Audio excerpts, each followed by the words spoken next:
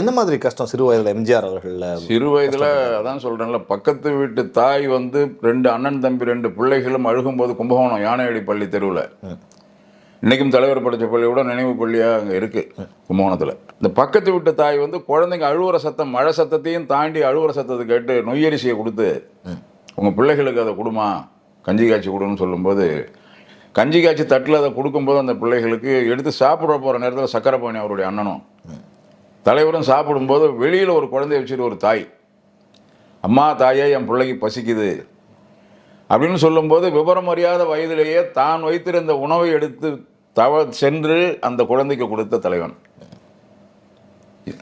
அவர் வாழ்நாள் வரைக்கும் அதை சொன்னதில்லை. ஓகே, ஒன்று. அடுத்து திரையுலகத்தில் வந்து அன்றைய காலகட்டத்தில் அண்ணாவை தலைவராக ஏற்றுக்கொண்ட ஒரு தலைவன். உலகத்தில் எந்த அரசியல்வாதியுமே தான் ஏற்றுக்கொண்ட தலைவன் பெயரிலேயே இயக்கம்.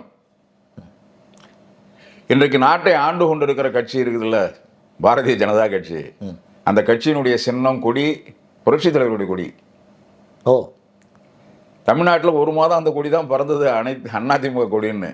அப்படியா? ஓகே. நீங்கள் தெரியாத விஷயங்கள் கேட்குறீங்க, அதனால சொல்கிறேன். இப்போ இருக்கிற நிறைய பேருக்கு தெரியாது, அந்த கட்சியில் உள்ளவங்களுக்கும் தெரியாது, அனைத்து இந்திய அண்ணா திராவிட முன்னேற்ற கழகத்தில் உள்ளவங்களுக்கும் தெரியாது. தொடக்க காலத்தில் அந்த பாஜகவினுடைய கொடி தான் இங்கே தமிழகம் முழுவதும் பறந்தது. ஓகே, 1 மாதத்திற்கு மேலாக. என்ன காரணம், எதனால அது அந்த கொடி? அவங்க தொண்டர்கள் பல உருவத்தை தலைவர் பறத்தவர்கள் ஏற்றினாங்க, பல ஏற்றினாங்க. ஆனால் அதிகபட்சமாக பறந்த கொடி 1 மாத கால அளவில் தமிழகம் முழுவதும் தாமரை கொடி தான் முதல் அனைத்து இந்திய அதிமுகவினுடைய கொடி. ஓகே. அதன் பிறகு தன் தலைவன் உருவத்தையே அதில் பதித்து கொடியில் பறக்க விட்ட தலைவன்.